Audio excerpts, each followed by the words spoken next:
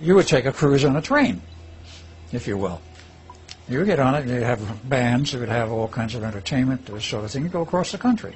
Did you ever see a map of the world of that time period? Not that I recall now. So you did at 2137, though, oh, right? Yes, in 2137 I did. I did not see a map of the world at that era, 28th century. I'm sure they existed, but I don't recall that they were shown. In fact, I didn't see it because it was not part of society. You weren't told much about what was on the outside. And there were those people, the heretics as they called them, who didn't want to be part of the society, this regimented socialism, if it were. It was free to a point, but it was also regimented because you had rules and regulations, and you were told this is the limits of what you could do. If you went outside of that, there's sort of a yellow zone. You were called in. The Lama gave you a reprimand.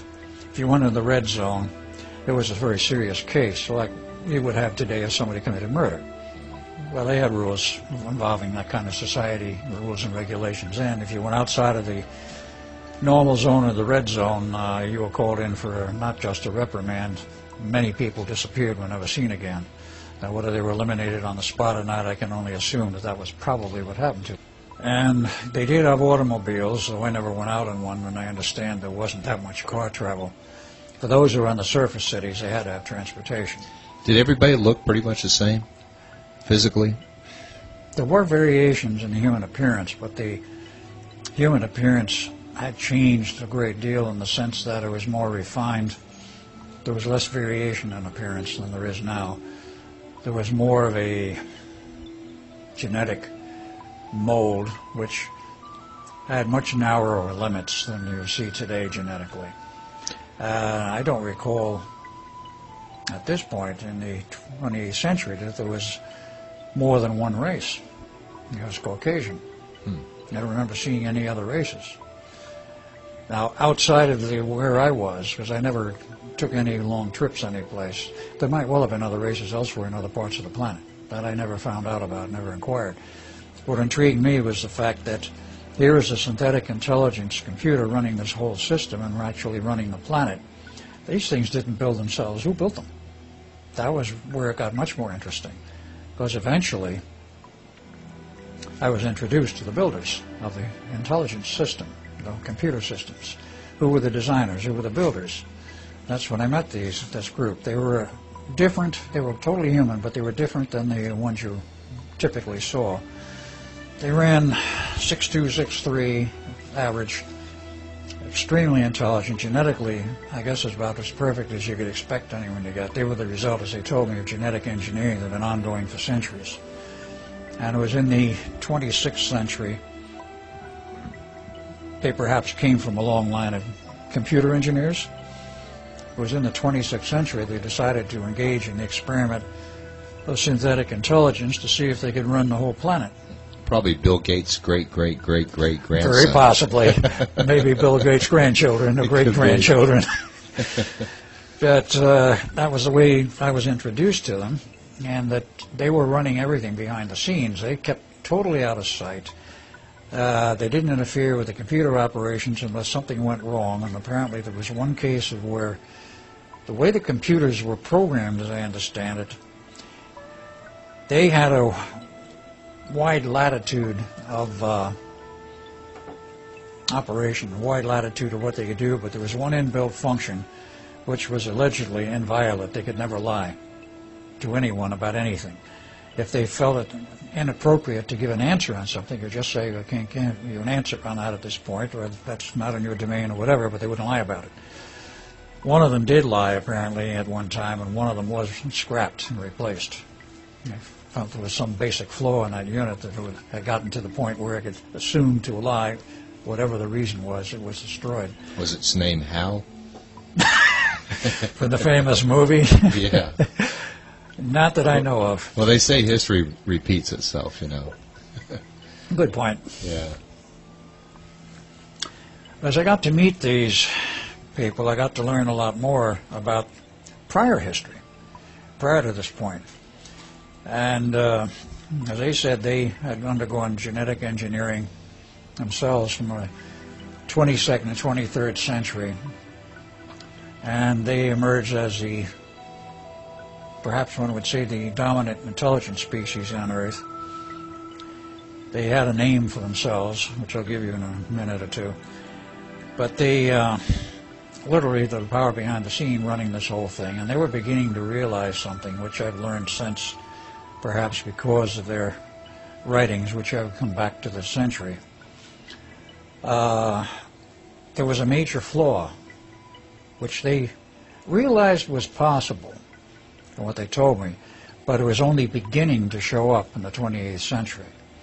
And that was the fact that if you have pure socialism, a set of guidelines where society must adhere to, and everything's free, you lose incentive to create. You lose that creative ability. And you just fall into the pattern, and the pattern remains unchanging. There are no new inputs, and eventually the whole damn thing will collapse because there's no reason to go ahead and do anything new. There's no reason to create anything new, and people will get tired of the same old thing eventually. And if they see nothing changing, no future, nothing that they can help to create, then that creative impulse is gone, and eventually society collapses and dies. Well, that's very strange because, I mean, you could look to present-day Soviet Union and find the same example there. That's why communism You fell. certainly can. Communism is socialism under another name. Yeah, so it's odd that they wouldn't have looked back into history to learn that lesson before creating the society they created. Well, one of the things they looked at and had perhaps as a consideration was the fact that in the 22nd, 23rd century, the world population was only around 300 million total. And there was a definite decision, and of course this is in current day's data, the New World Order feels that the ideal world population would be around 500 million. It shouldn't be over 1 billion. The natural resources and such cannot support it, sustain it indefinitely, which is beginning to show. But as part of that assumption of this century, apparently they considered the same thing, that the maximum desirable population on the planet should be around 500 million, and they were aiming everything at that 500 million population, which is where it was in the 28th century. And it was approaching that in the 25th, perhaps, from what they told me. But they wanted to try and make a system of socialism work because they didn't want to go back to all of the evils and the problems of the banking systems, particularly private banking, which have existed in the last 10 centuries, up to this time. And they didn't want to see that repeated, with everything leading into wars and fights for the sake of profit, and what it did to humanity. Well, of course, that's one side of the coin. The other side of the coin is it goaded humanity into advances. You create a problem, you find a solution, but the solution is how to beat your enemy in war, or how to get out into space before somebody else does, or whatever it may be, or to defend yourself against an invasion. It creates a desire and incentive for something which in the long run becomes perhaps productive and adds to the sum total knowledge of humanity. But they felt, for whatever their reasons and choices, that they wanted to try the grand experiment with socialism controlled by a highly intelligent synthetic intelligence system rather than by humans, because they realized if humans control this, it gets out of hand. You get an elite group who runs the show and runs it for their own benefit and their own profit, which is exactly what's going on the planet today. So were any of these computer programmers taking advantage of the fact that they wrote the program that controls everything? Or were as far as I could tell, they did not. They were really... Because they could have then controlled the world with that power. In a sense, they already did, because they created the computers, and if they found that a computer went out of its bounds of its own programming limits, they would pull it and replace it. But they were pretty good folks then. Apparently, they were what you might call the perfect human. Yeah. That's hard to say in a certain sense, but they seem to be that. They had no self-desires in terms of gaining power or control. Or they were not ambitious. They are not ambitious. Huh. And it's a very peculiar thing, because they also had, separate from the main cities, they had their own culture, they had their own art, their own, I wouldn't say religious beliefs, but their own philosophical beliefs, which had gone beyond religion. Religion didn't exist, I might add, in the 28th century. It was...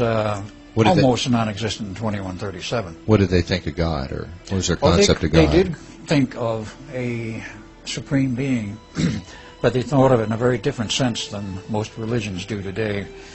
Most religions